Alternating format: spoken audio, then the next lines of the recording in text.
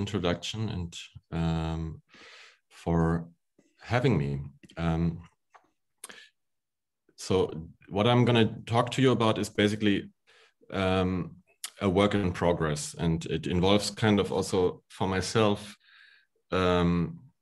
looking back at sort of the genealogy of exhibitions and kind of critically rereading them. I'm going to share my screen now. And I should maybe perhaps just warn people that this will be recorded. Yeah, okay. So everybody can see my screen? Yes. Okay, so this is just an internet photograph. It looks like a montage, but it isn't,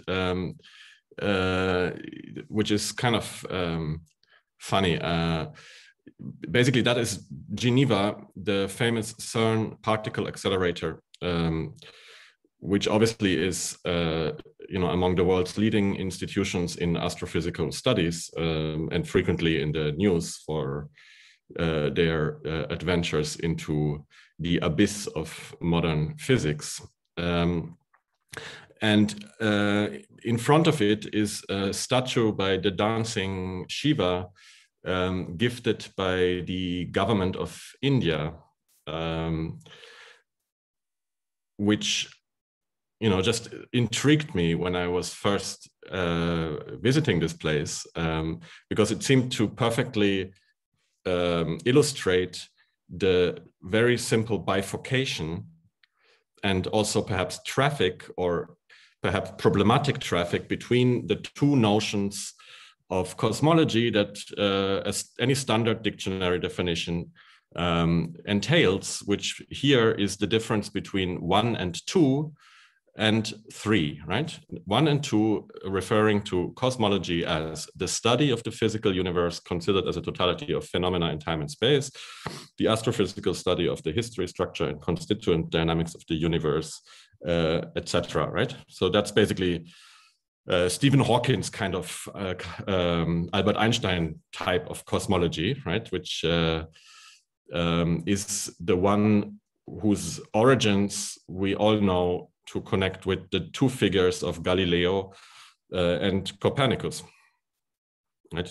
Without the turning around of the microscope towards the sky, without Galileo's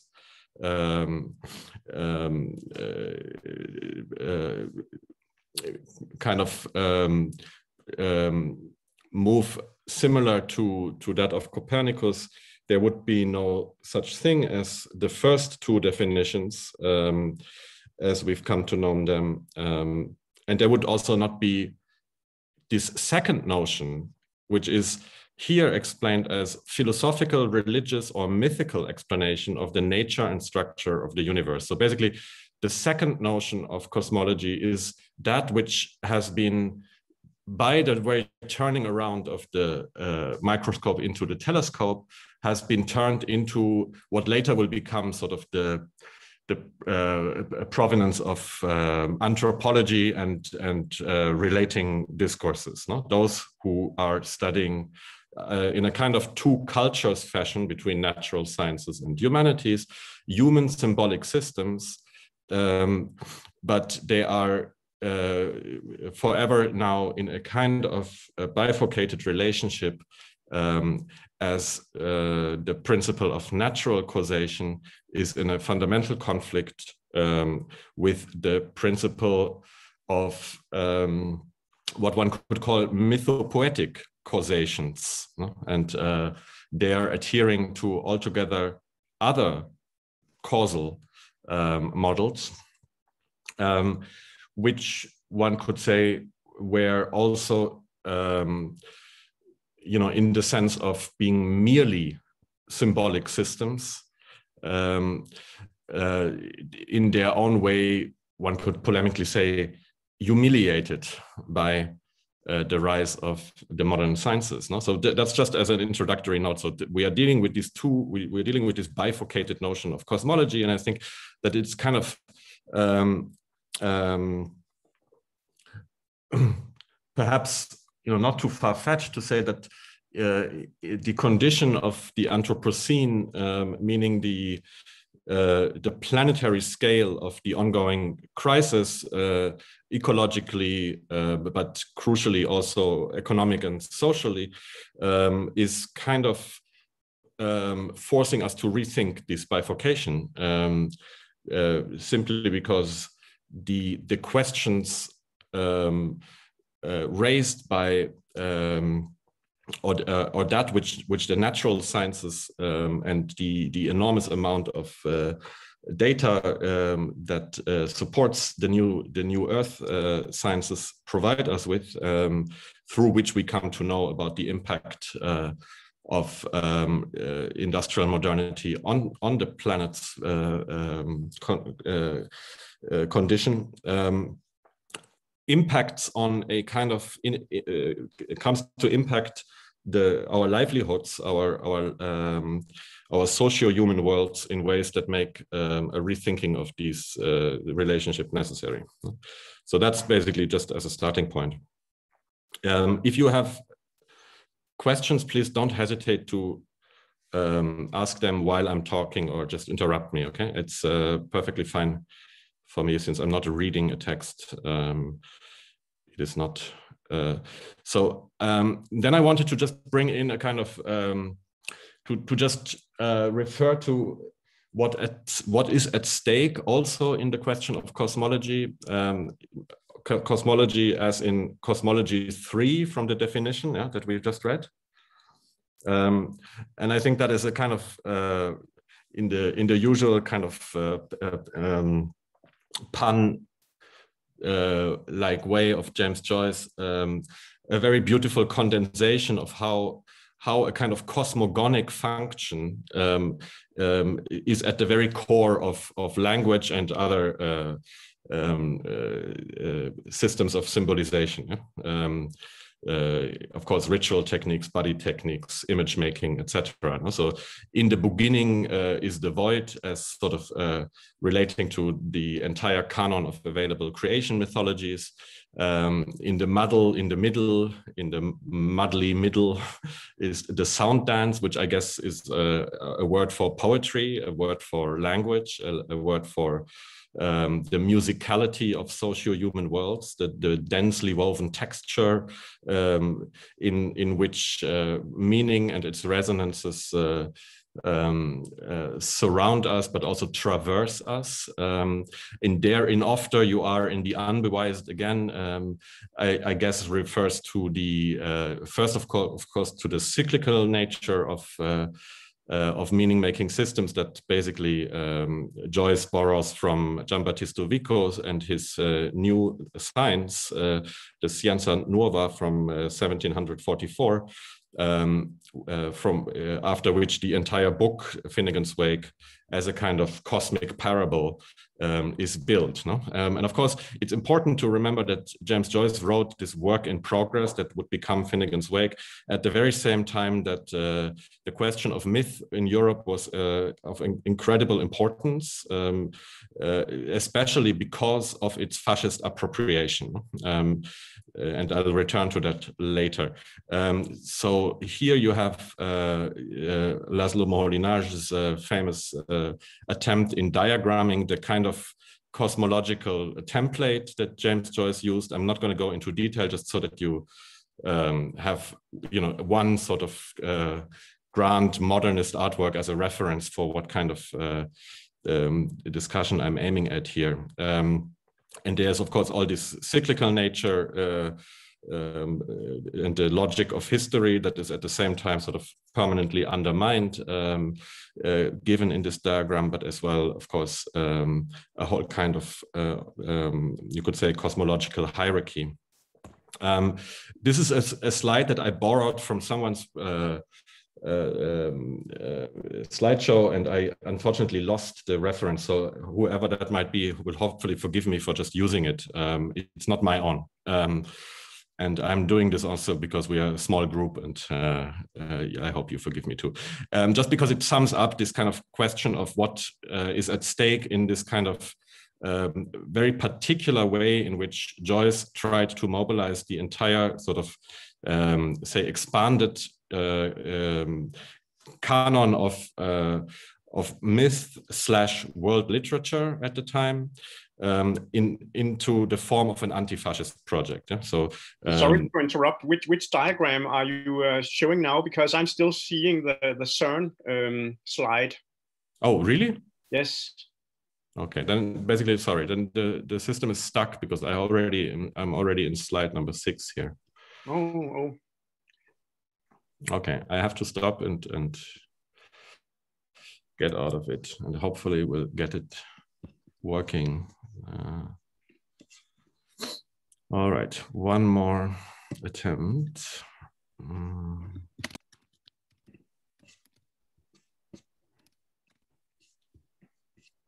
What are you seeing now? Now we're seeing a Guarcino. Yes, exactly. Okay. So this is the diagram I refer to, the diagram where Laszlo Moholy-Nagy is attempting to map the structure of Finnegan's Wake. Yeah? This is the quote you also didn't see. Is that the Guarcino? It's still on. Oh my God! So it's not moving. We have a problem here.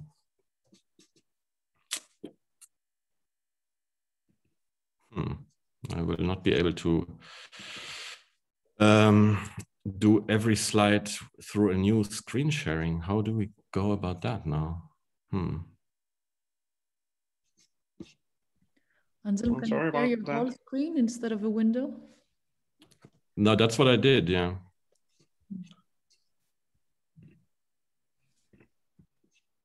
I'll give it one more try. So now you have fascism versus Joyce modernism. Yes. And is it changing now? Yes, it is. Okay, so that's without worst case. I'll have to keep it like that. Then you will see. Then you see basically always the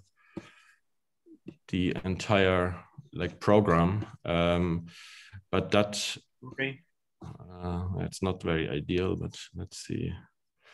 But better than nothing. Better than nothing, definitely. You can also select a part of your screen.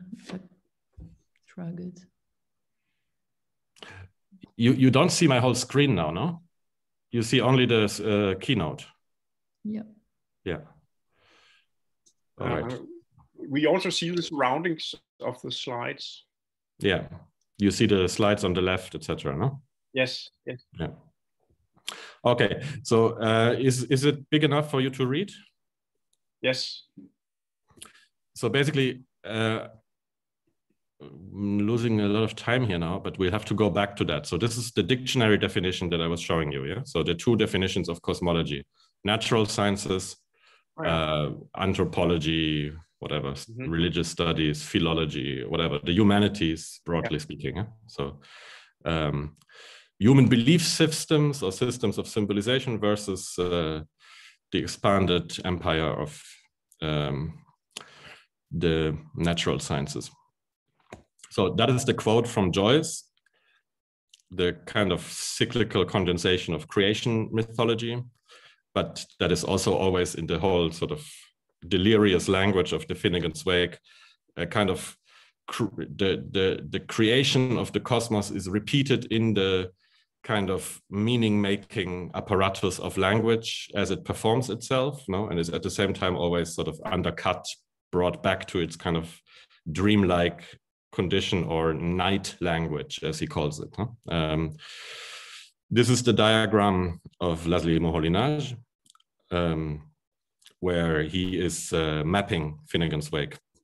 And that is the slide that I unlawfully appropriated from somebody else's work and can't find the reference anymore. So just to kind of situate, because I think everything in this talk about cosmology depends on situatedness, historical situatedness, etc. You know that of course Joyce does this in the time of in the late 1920s, in the 1930s, when in the midst of the rise of fascism and its appropriation of mythology for the purpose of what is called palingenetic ultranationalism, the kind of myth of the rebirth of a nation that is crucial to fascism. So that a lot sort of depends in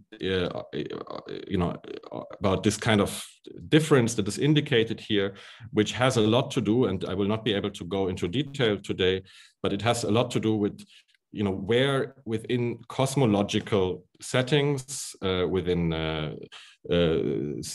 symbolic systems and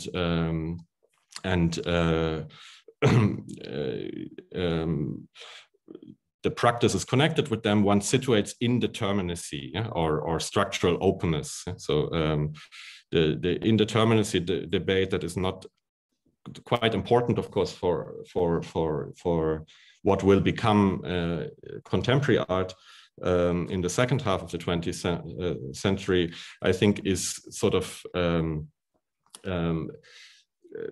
in a very layered and palimpsestic way knotted to this question of the use of myth, on the one hand to achieve the kind of closure of the social body that fascism and its the kind of contract, the racial contract it offers to the white working classes in the form of the palingenetic ultranationalist myth, versus a kind of cosmological indeterminacy that situates cosmogony and its politics not in reference to an essentialist or essentializing picture of the past, but as a political practice in the present, like in every utterance, present in every utterance, in every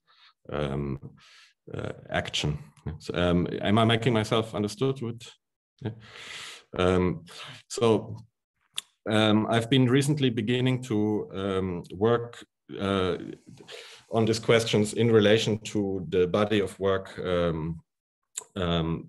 by Sylvia Wynter that is basically, I think, one of the few very comprehensive and synthetic approaches to describe the birth of the modern world in what I would call cosmological terms, and it's also given in her work itself, because she uses these words herself when she speaks of the basic sort of, as language that is as a system of of difference. She speaks of socio-human worlds or symbolic worlds, and their material practices as based on what she calls sociogenic, cosmogonic replicator codes, meaning the structural oppositions, the structure ring oppositions that underlie all cosmologies, at the very sort of vanishing point or horizon of them always being the division between death and life, and that which is beyond the realm of the living, meaning, of course, both the sort of the sphere of the divine, but also ancestry, etc. But also then following from this basic structuring opposition that is a kind of anthropological constant, a whole system of other differences emerges, such as, of course, the inside and outside of a moral cosmos versus an amoral outside. All are revolving roughly around this kind of dichotomy of chaos and cosmos, of course. And she describes the transition, the cosmological transition from the late medieval, the crisis of the theological orthodoxy of the Middle Ages, and what she calls the heresy of the Studia Humanitatis, meaning basically the rise of humanism, the kind of standard story of the Renaissance as the rise of both scientific reason, humanist reason, the autonomous individual as a self-possessing agent, and of course secularization through science. No? So where we would be back with Galileo and Copernicus. And she basically describes this as a heresy that sort of emerges between the kind of what she refers or relates to the carnival and to the jester sort of laughter of people who are no longer able to place themselves within the cosmological template of Christian orthodoxy in its Catholic in the Catholic universe, basically, or the Catholic cosmology.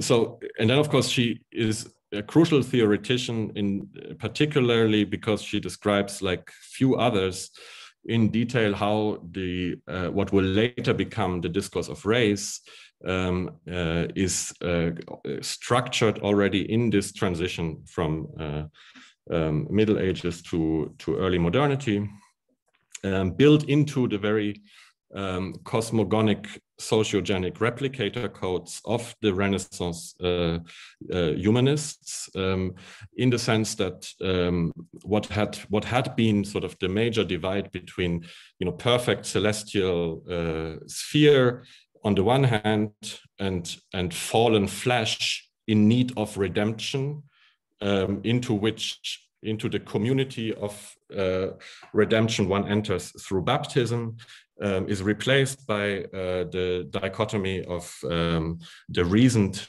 rational individual and its irrational others, whereas this becomes a sort of naturally given distribution, the distribution of reason, and hence for the aptitude for freedom that will become the crucial kind of in these terms cosmological difference defining the colonial age. So and that of course can be extended by other analyses that would in recent years in particular, but basically going back to the 1950s, to anti-colonial thought of Aimé Césaire and Frantz Fanon, that she also engages with. The term sociogeny is a Fanonian term, where basically the standard civilizational story of the rise of the sciences and the rational human as a kind of allegedly universal category which manages its own exclusions through the discourse of the unequal distribution of reason and hence of aptitudes for freedom, leads to a kind of entire sort of revision of the writing of the last 500 years. No? So in which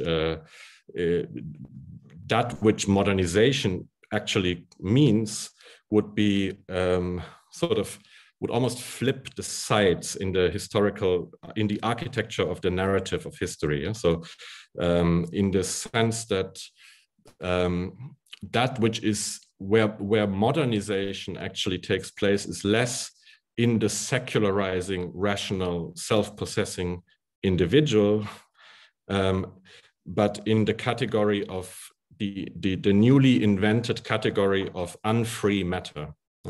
And for the thinkers in this kind of tradition, the Black radical tradition, the anti-colonial tradition, that is why the history of modernity needs to be rewritten from the standpoint of the slave. So Sylvia Wynter is particular in the sense that she is writing that history or her structural history of these differences is basically at the same time a defense of the sciences, but she kind of argues, because she says science alone can debunk the way in which this allegedly naturally given distribution of reason can be debunked, but only if it is brought together with the liminal experience of the material relations of power, that this what one could paraphrase a bit to condense perhaps as modern cosmology, or even the cosmology of capital, that would, you know, in this sense,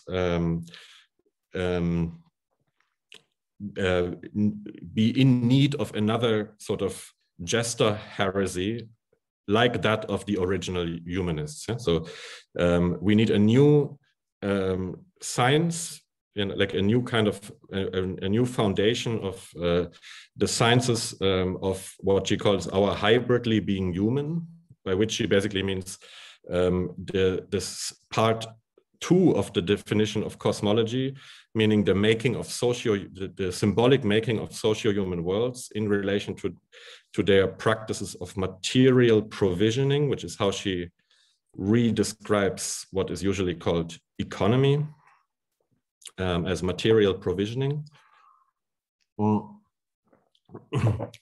We need a new kind of positioning of this of the scientific rendering of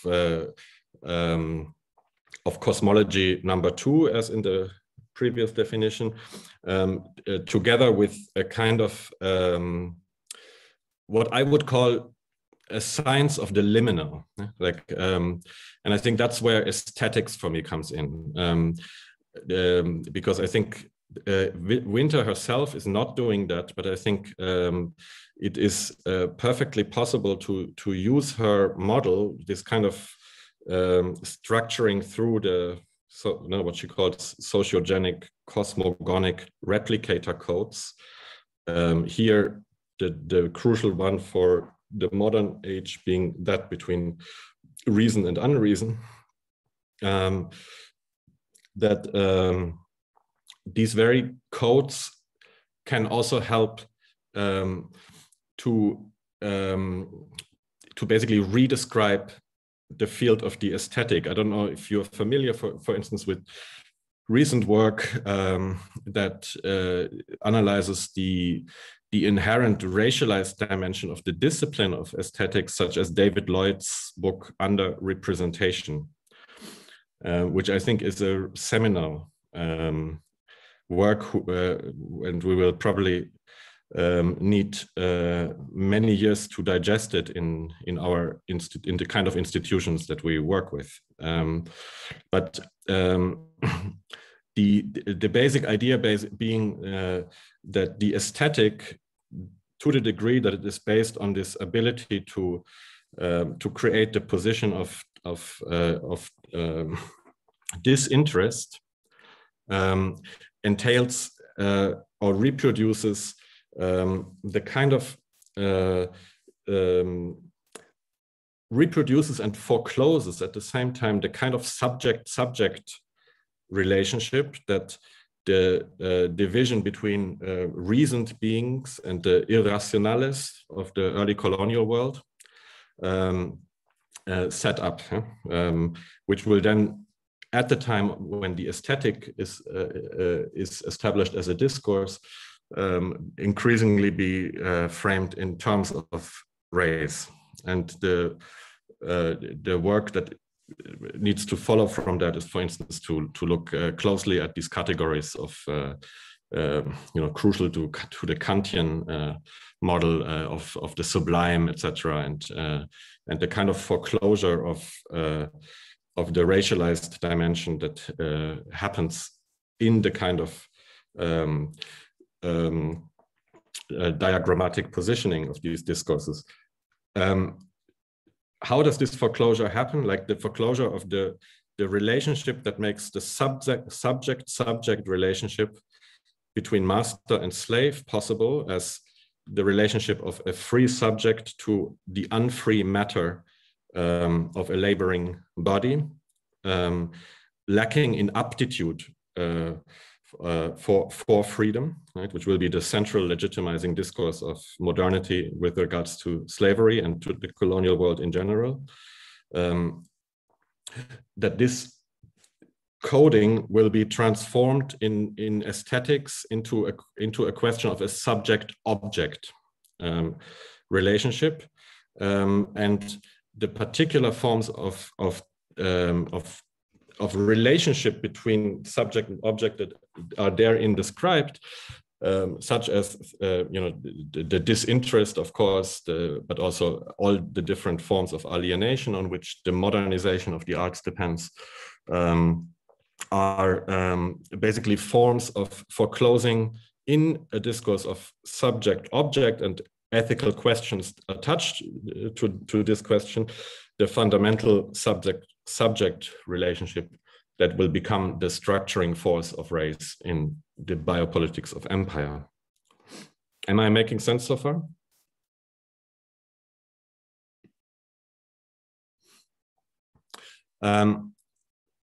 So this is more or less just to kind of illustrate the horizon of this discussion a bit further, because you could, of course, say that like a kind of typical conservative argument about the modern age as the age of secularization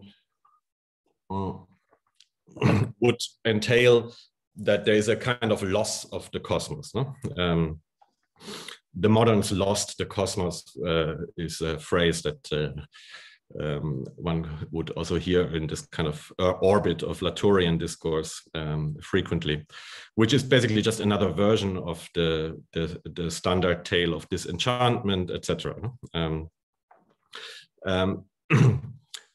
Within the standard stories of art history,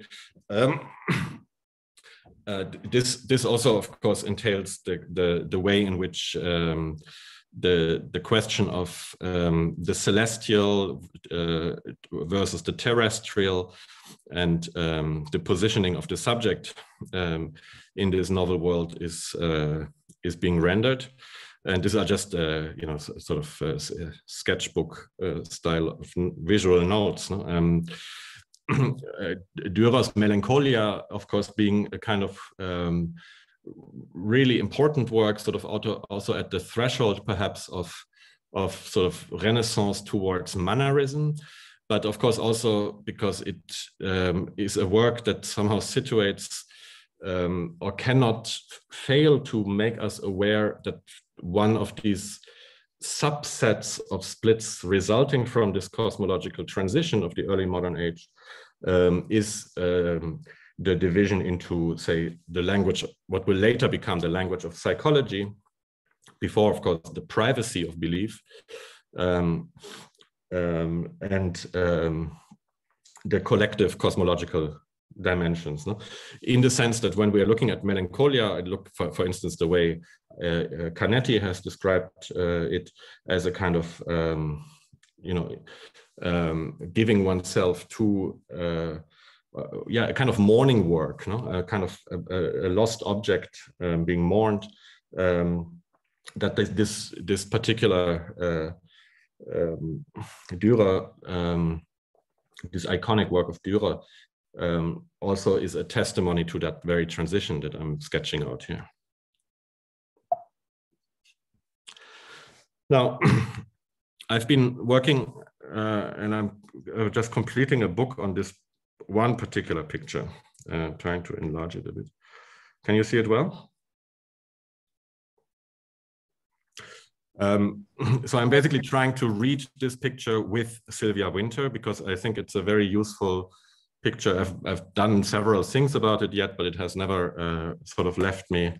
I always felt I didn't do the work yet on this particular painting. So I'm finally at it, and I'm doing it sort of cross-reading it with Sylvia Wynter and with the attempt to reformulate some of art history, some of the sort of foundations of the discourse of art history in terms of of what could become an anthropology of the liminal. Now, why is that? Mainly because this picture entails this division between upper and lower half, no? Which of course is also on first glance a kind of division between moral order and its other, no? The chaos of whatever it is, the state of nature, the food chain. So first, a few words about the painting as such. No? So this is, we don't know who is the painter. I found this painting in the collection of the Tropen Museum in Amsterdam, where a collector who was also a UN representative to the African Union in Addis Abeba has collected this, has bought this painting on a market and gifted it together with 7 others in the early 70s to the Tropen Museum, but there's no record of the painter. It is also not so much an individual work as really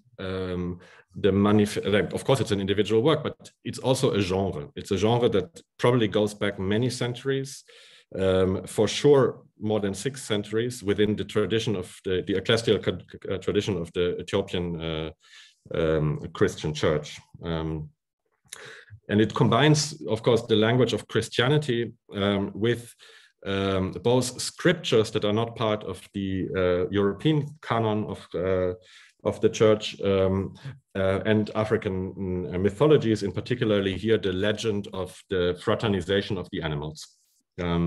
So there's a strange doubling here between the originary myth of the fraternization of the animals, referring to a kind of mythical primordial time where all things would still speak in the same tongue before they lost the ability to speak a common language.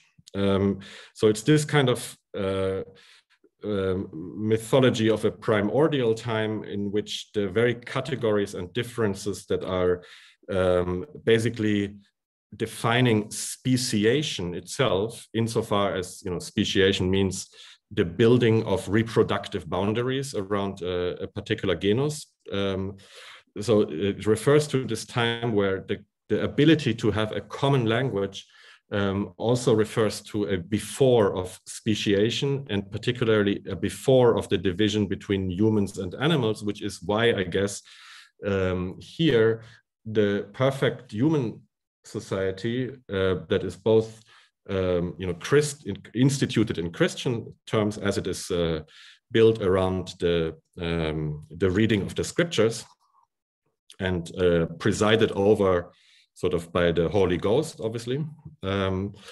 combines that with this African mythologies of a primordial pre-speciation time, so that one could say that the kind of millennial aspect of the painting, insofar that it refers to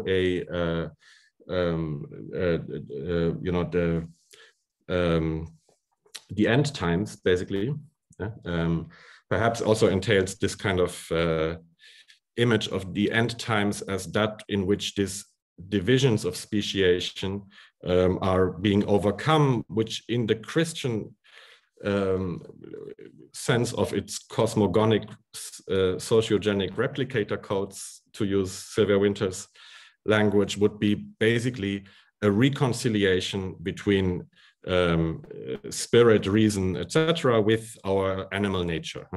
So that description would somehow be situated at the threshold of the cosmological transition between Middle Ages orthodoxy and humanist discourse, because this animal nature thing is, of course, crucial for the reformulation. So from fallen flesh to animal nature to the definition of the lax state of reason, like the kind of matter that is incapable of self-governance and freedom, and therefore can be subjected to the kind of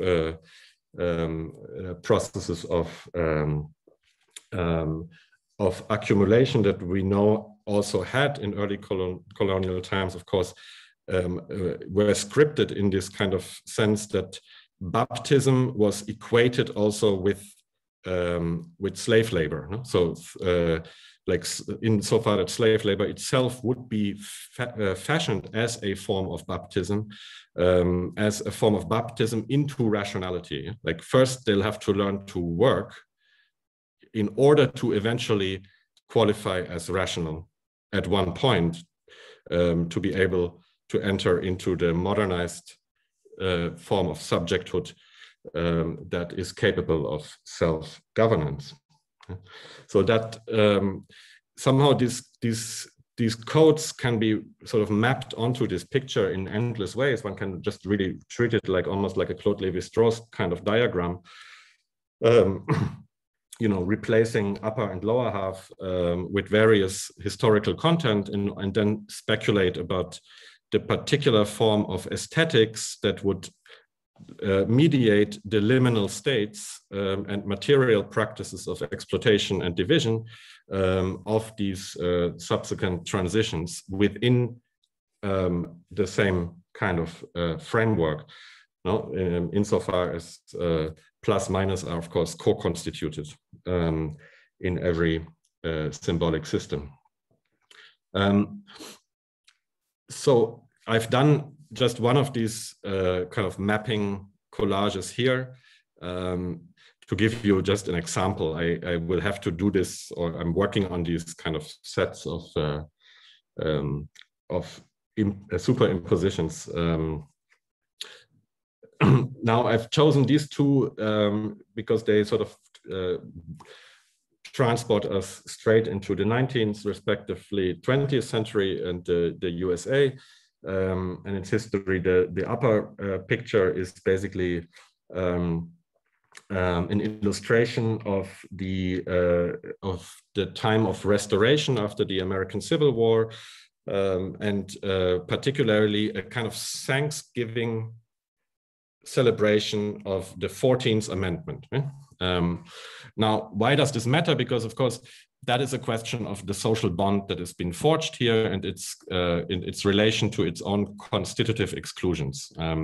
That's why this is a mythically charged picture, which is, of course, also very much still defining our present, because the 14th Amendment, as you all know, is, of course, the one attempt of rewriting what is a fundamentally a constitution of free men as slaveholders who guarantee their own freedom through this legal document. And the 14th Amendment fundamentally tried to, or opened the possibility to rescript that legal apparatus towards inclusivity. Meaning opening up the possibility for a legal system of equity and racial justice by granting former slaves full citizenship. And on the basis of the 14th Amendment, of course, all the struggles for inclusion ever since have taken place, including, of course, the women's rights movement, the gay marriage, etc. So that's the 14th Amendment is the main battlefield in the Supreme Court of the United States still today. And in the lower half, you have this very famous picture of the Chicago strike in the year 1960 or 61, where the workforce, mostly but not exclusively consisting of Afro-Americans, shows this marched with these banners saying "I am a man." So basically, as someone like Thomas Keenan in his critique of human rights would sort of have argued many times, the very question here is the boundaries drawn around what qualifies as a human being, and how does one enter into representation and self-representation, and therefore the realm of self-governance.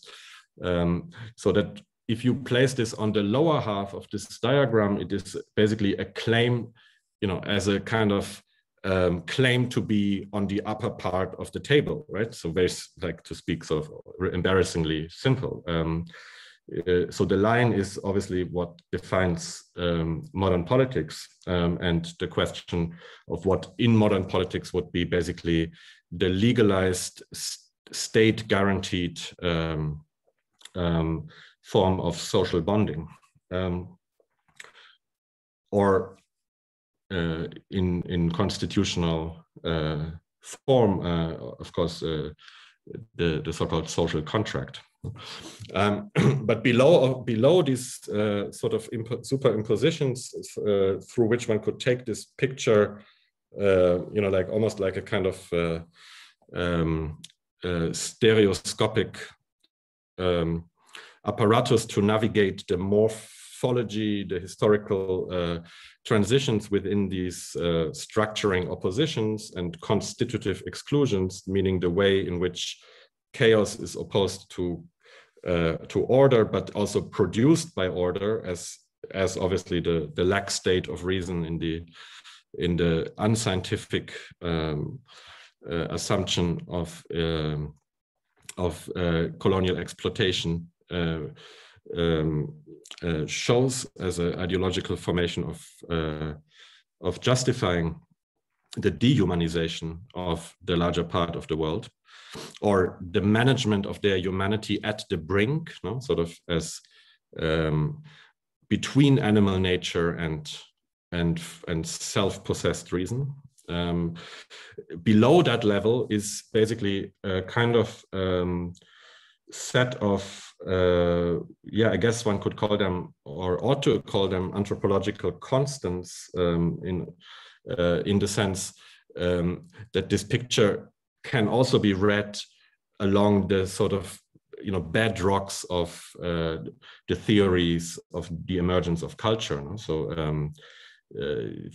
one only has to think of the centrality of the ritual of hospitality and the dinner table for theories of culture in the anthropological canon. Think, for instance, on the beautiful text of Claude Lévi-Strauss on table manners. So that picture is also a picture about table manners, obviously, and about the kind of constituents or guarantees that make table manners, that secure table manners. In this particular instance, as I said already, of course, the divine law of in the scriptures, and that it's in fact Christian. You can see here. Can you see my mouse on the picture? Yeah, here you see the cross, right? So that is the indicator that it's actually a Christian painting, because everything else, again, is very interestingly syncretic. Given, for instance, I mean, it's Christian obviously also because you have a kind of dog-like demon and a snake, which is probably defeated because it looks like it's been cut into pieces, right here, as sort of that which is closest and perhaps could be imagined as reaching, if not defeated, of opening the line towards the lower state of anti-order, of lax state of order, or lax state of morality, or lax state of common tongue, common law. But now it gets syncretic and interesting when you are looking at who is actually reading the scriptures in this particular picture, because that's a colobus monkey. And a colobus monkey in both sub-Saharan East Africa as well as parts of West Africa is an eminent trickster figure. Yeah. So that is something that will lead a little bit beyond the scope of the discussion today, but it's just something that I'm grappling with the help of a couple of people more knowledgeable than me, that trickster figures, of course, are in all fundamental cosmological architectures of the 5 continents, which are profoundly different, but relatively homogenic within each continent, saying Africa or Eurasia, the Americas, and Australia. In all of these bodies of mythology, you have as a very important figure these trickster deities or mythologies, who in most instances are somehow responsible for having created the ontology of the world with humans in it, in the sense of, you know, that which led to speciation and ontological boundaries between species. But they are also figures of the profound indeterminacy of language, hitting upon the protocols of its stabilization within a moral cosmos. Yeah? So trickster figures are the ones that play with language. Trickster figures are the amoral figures who are both constitutive of the moral cosmos and those who transgress it, right? Like they're both too smart and too stupid. They are like following their appetites rather than being moral, like practicing moral constraint. They're fooled by their own intelligence, etc. So they're basically figures of something that is profoundly linked, I think, with the kind of take that Joyce had on language in general. I'm sorry to interrupt you, but do you know how long you will speak yet? Because if we should also have a little round of Q&A. Yeah, yes, sure. Maybe. Just tell me how long. I mean, I would go on for 5 minutes, maybe. Yeah, that's fine. That's very fine. Yeah. Just to conclude this trickster diversion, it's basically remarkable to see that it is basically monotheistic religions who lack trickster figures. They are largely absent with, and perhaps even impossible within the reordering of the cosmos according to the one divine law. And that's for obvious reasons, right? Because how could the word that becomes divine law be unambiguously ultimate revealed truth if it was subject to the kind of amoral games played by trickster figures? That's why this figure reading the scriptures here is profoundly interesting and deeply disturbing in ways that I think lends itself again to very interesting sort of speculations about the trickster function within modern history. There is, for instance, an interesting kind of slightly obscure, but I think rather influential discourse around, which is a profoundly, deeply Catholic, reactionary, conservative discourse, which is associated with the neo-Thomist school within the Catholic Church, and that was playing a certain and not unimportant role in bringing down the socialist regimes of Eastern Europe, with the help of the Catholic Church, of course, whose anti-modern analysis is based on liberal capitalist modernity, basically in its individualizing and demoralizing tendencies, giving way to a culture of permanent tricksterdom. So basically, the assertion of the orthodoxy of the Catholic Church to power in restoring capitalism in Eastern Europe, in particular, particularly influential in Poland and Hungary, is connected with this kind of analyses which are drawing on work on liminality and the fate of liminality in modernity, from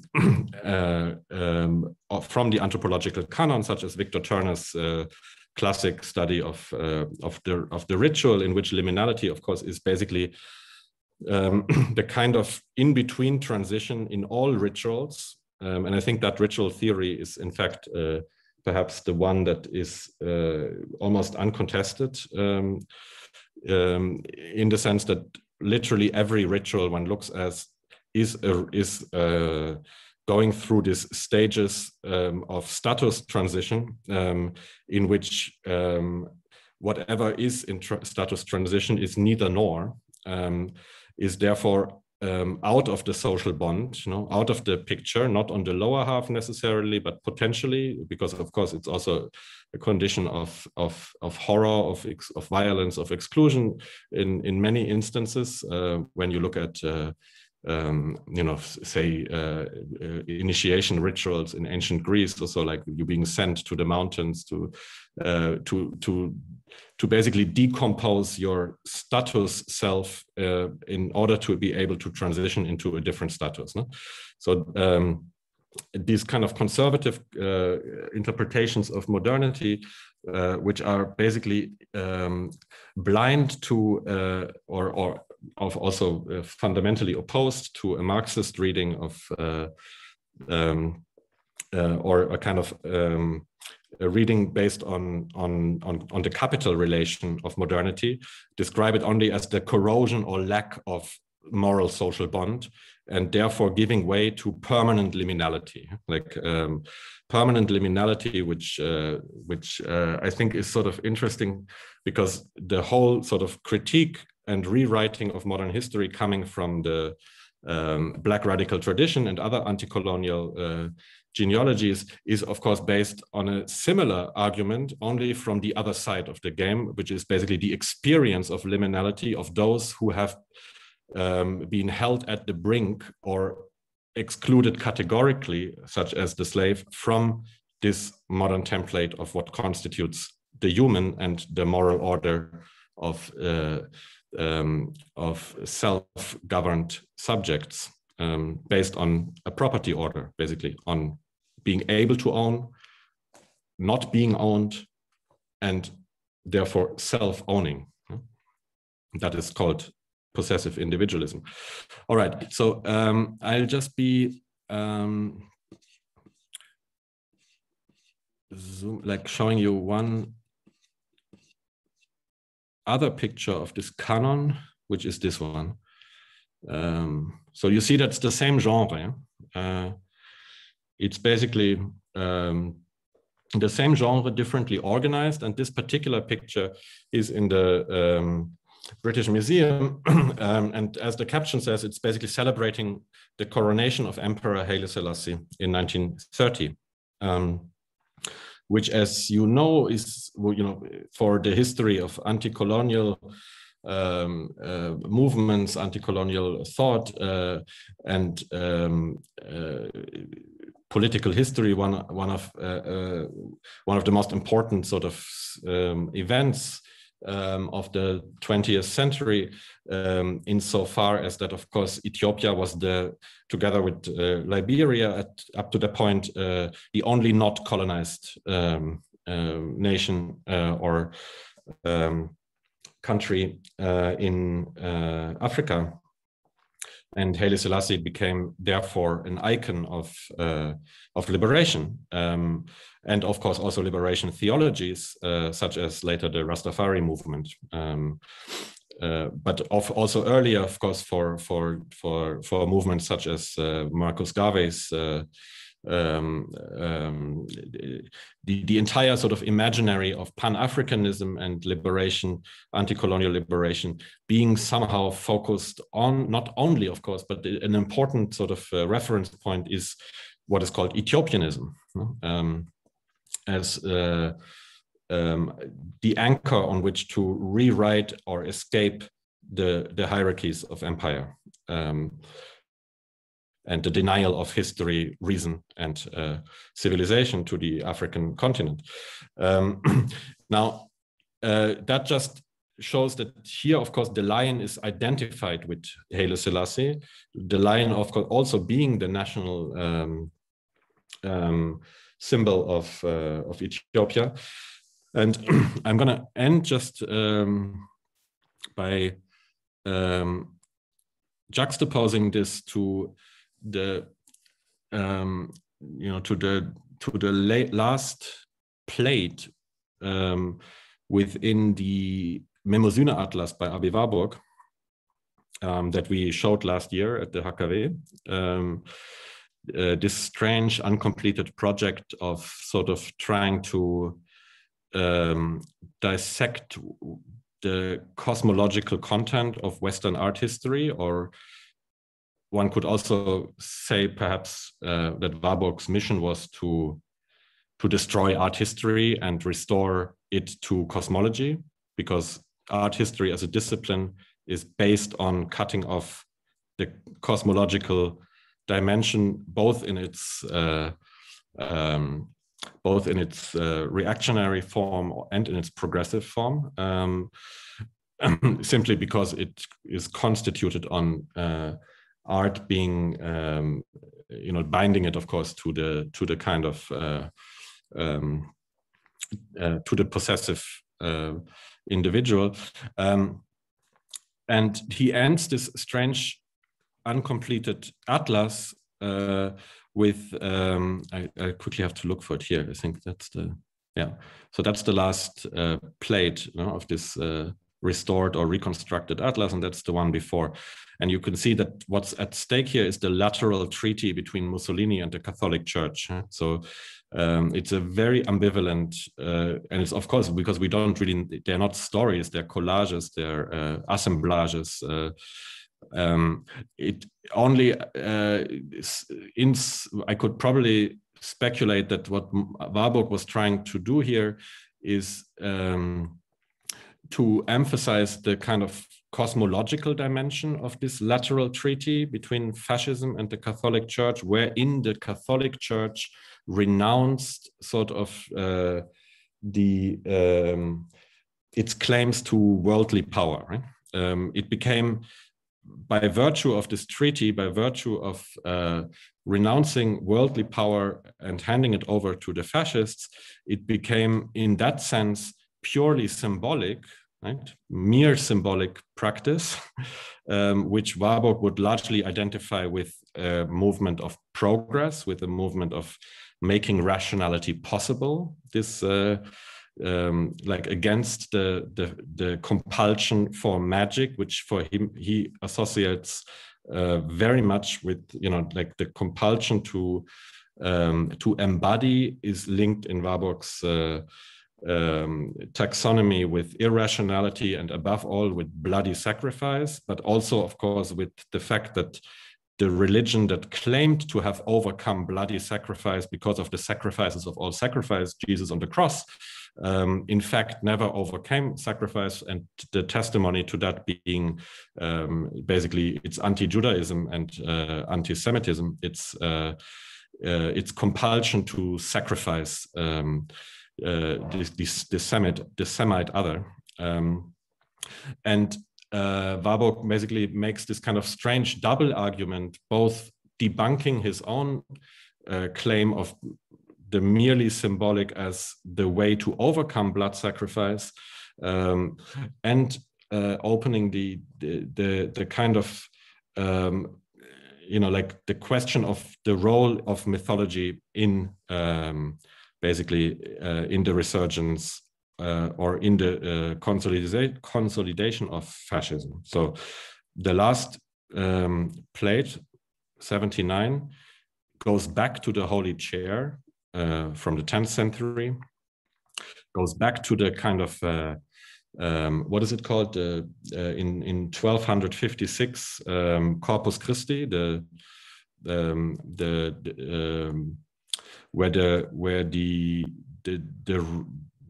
the decree, I forgot now, I lost my grip on the proper language of Catholic ritual, where basically the eating of the host would become identified with the body of Christ, right? Which was one of the main sort of adjustments within the Catholic liturgy that would result in ways that are not yet fully understood, I would claim, in massive anti-Jewish pogroms. And this permanent, you know, like there were basically two major accusations brought forward towards, or three, you know, like, one would be the desecration of the host. That means Christ's body, you know, like just repeating basically the origin story of Christianity in that sense, and of course the ritual murder of babies and poisoning of the wells, etc. But so here referring to the first ones, and then he kind of goes from the Holy Chair all the way to Mussolini, and the kind of the procession celebrating the Lateral Treaty within the streets in Rome. And I'm not going to speak about what is in the rest of the panel, but just wanted to show you this here.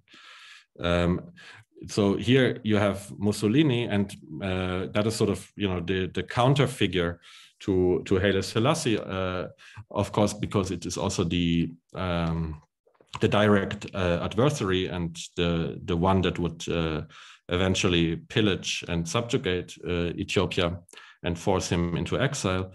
With the help of the rest of the European nations, including France and Great Britain.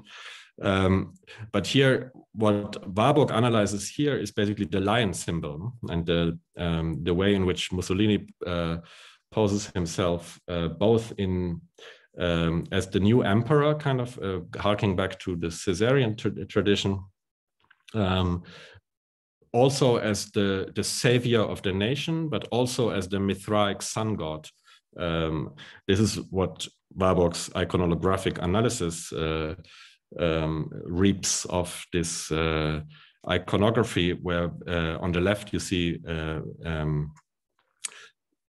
Mussolini in this famous photograph with the baby lion called Italia on his lap, who eventually grows up, and Mussolini keeps visiting her in the zoo in Rome, as you can see here in this famous picture, where he fearlessly enters into her cage, etc. So this whole kind of watershed moment of the 20th century seems to be very much attached to this kind of you know, mythological scripting. And that's what I'm basically working on right now, in the sense that, you know, for instance, in the historiography of the 20th century, the Spanish Civil War, of course, also for art history, just think of Guernica and related, it's the influence of its iconography on sort of the post-war history. This kind of central watershed moment of the end of the failure of world revolution in C.L.R. James' sense on the battlefields of Spain, basically frequently misses out on this other crucial element of the time, which is the late colonial assault on Ethiopia by Mussolini, without which the constellation of the civil war in Spain is unthinkable, as, for instance, George Padmore writes in his amazing book Africa and World Peace from 1936. Yeah, I'll end here, and happy to go into any other of the slides insofar it helps us in the discussion. Thank you very much for this thought-rich presentation. I think maybe we should take a 7-minute break and meet at 3:35 again. So we'll join each other and for a round of questions and answers at a time. Great. That allows me to have a cigarette. Or a possibility for posing questions or giving comments to Anselm Franke.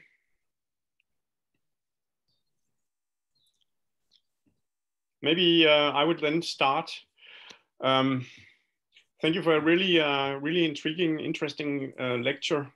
I was wondering what then you, after all, will conclude in relation to our time and avant-garde art. is there anything as cosmology, you will say, in relation to contemporary art? What does happen with it? You talked about this bifurcation between the modern natural sciences and then different sorts of mythologies. And do you think that there's a kind of a re-emergent synthesis? Are we approaching a sort of neo-geocentrism, as Bruno Latour has talked about, or would you frame it otherwise?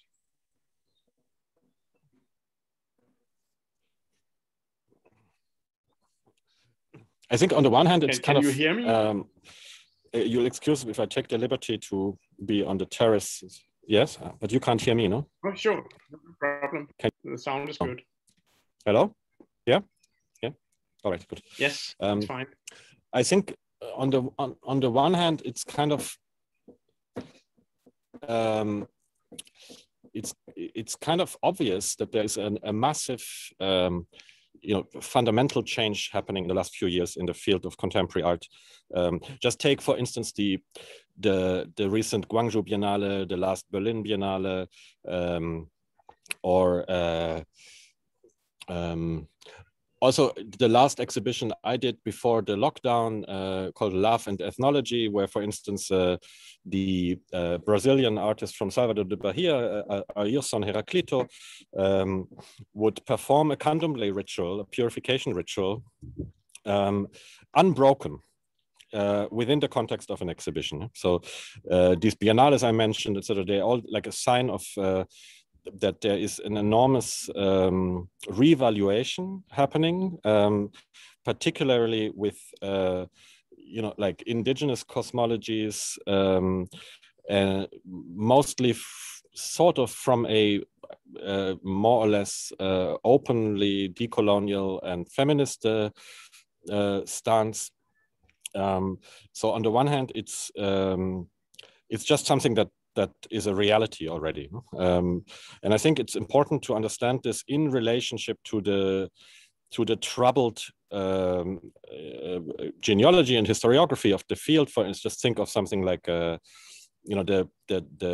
famous Magicien de la Terre that emerged sort of out of the fundamental critique and debates ensuing from the primitivism exhibition 84 in the MoMA, and then 89 Magicien de la Terre in Paris, claiming to be the sort of the first exhibition that does not ignore what's happening in 80% of the world. That was the language of Jean-Martin Hubert, the curator, and it entailed already in the title a kind of revaluation of art as such in relation to some form of that then was more or less phrased in terms of a universal spirituality, which then was taken to issue by critics such as Benjamin Buchloh in his famous interview with the curator, which I think is a very interesting interview to read. Can recommend it to anyone who feels that these questions matter to them, to their own practice, because it is, on the one hand, a really important critique that Buchloh levels at Martin's, the form of inclusion, the form of inclusivity, and the conceptual repertoire that is put in place here, which basically Buchloh debunks as yet another version of bourgeois mythology, which means it completely lacks both reference to the material relations of power and their analysis, but it's and it also is a kind of premised on what for Buchloh is basically a false universalization, one that is more or less also defensive of modern art, insofar as the kind of practices that figure here as magiciens seem to still bear the old stigma of that which does not qualify for inclusion in the modern, which is a lack of alienation, like a lack of the kind of lack of alienation that is profoundly constitutive of modern aesthetics. Just think of the sublime, for instance, as that sort of detached relationship that then enters into all kind of ethically prescribed or whatever autonomously pacified modes of experience. But so the interview seems to be, making this manifest, is kind of both a defense of something, like where the modern becomes defensive, because it seems that this form of cosmological outlook is anti-enlightenment, is anti-modern in a way that someone so profoundly invested in historical dialectics and materialism cannot fully assimilate. And I think it really is crucial to understand how these terms of inclusivity and exclusion are working and have morphed since then, the Magiciens de la Terre, and obviously they have profoundly changed. And yet I had an interesting long discussion with Partamita in the last few weeks after a public event we had together. Partamita was the Indian art historian who, before Orientalism even came out, wrote the first sort of biting critique of the institution of Western art history and its structural exclusions. The reasons why it cannot or fails to be able to come to terms with its inherent structural Eurocentrism and racializing apparatus beyond it. And Partamita expressed to me this kind of very strongly felt disillusionment with the discipline. Like, yes, a lot has happened, but nothing has changed, which really made me think a lot. And so I'm trying now to include a chapter on that sort of,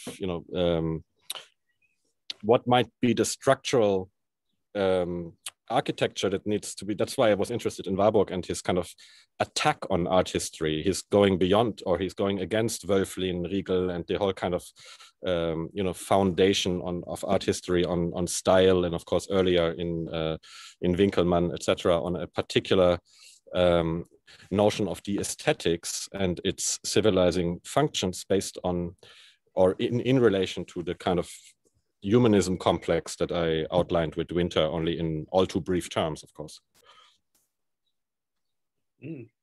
Thank you. So, I think Jakob Lund has a question. Yes, thanks a lot for this very rich, almost cosmological talk in itself.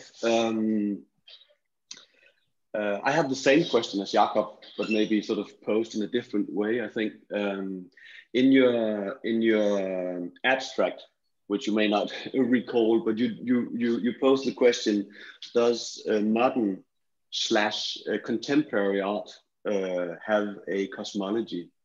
Yeah. And I would suggest maybe that modern art doesn't, contemporary art does.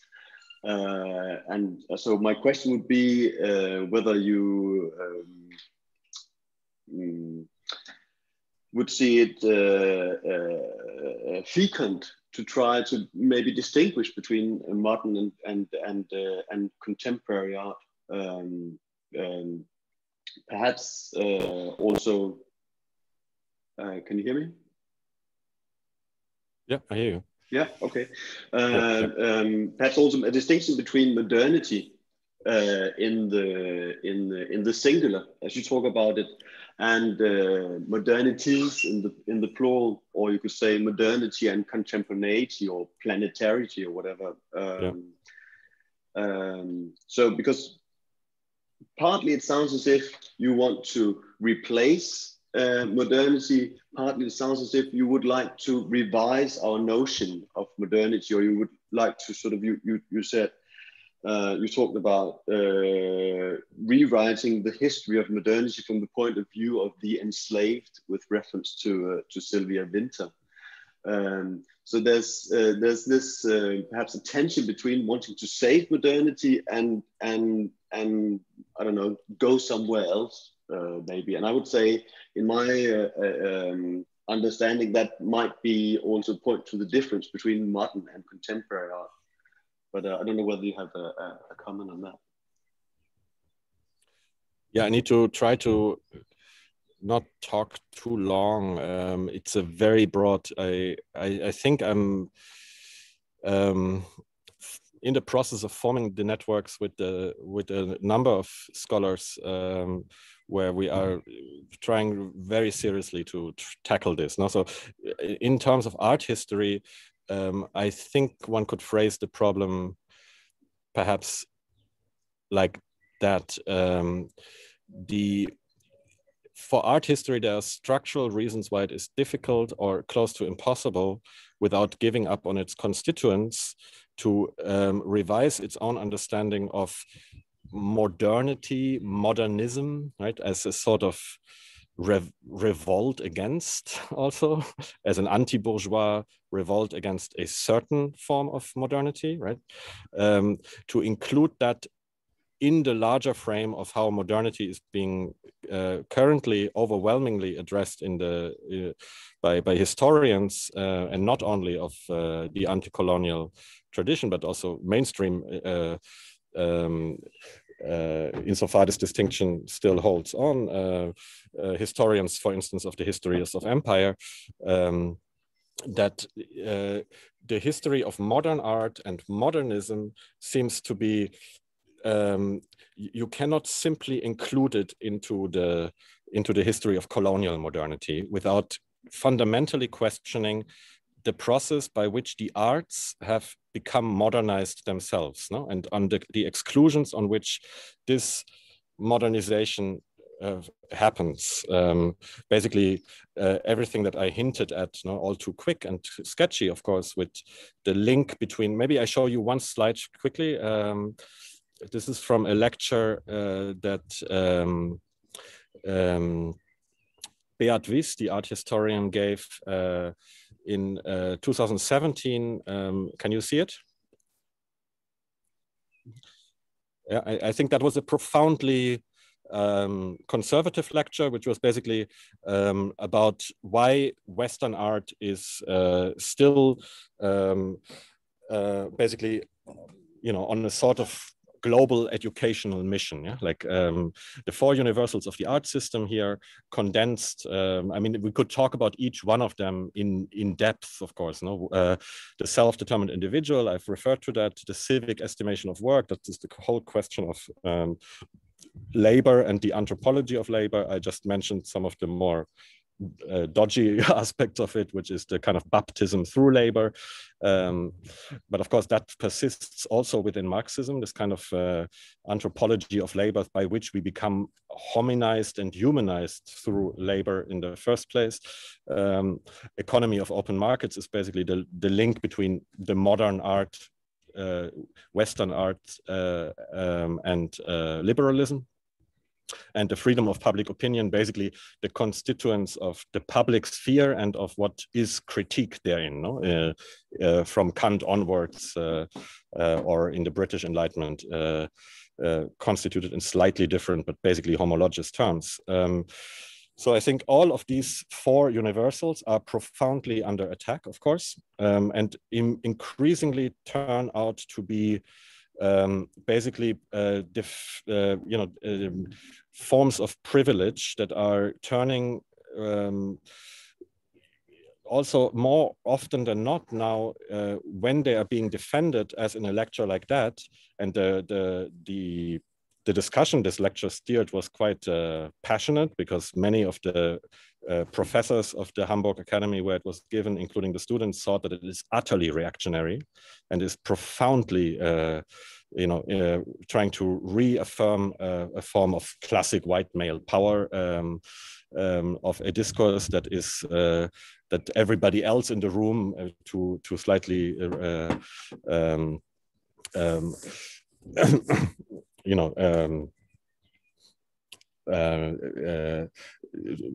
caricaturize the picture here, felt that they are working against, or that their entire intellectual and artistic commitments were in profound conflict with. No? So my sense is that I would try to describe this. What's happening right now is basically a kind of prolonged boomerang effect. No? So everything that has been constitutively excluded from an art system built upon these basically Renaissance founded universals is eroding, and you have an influx of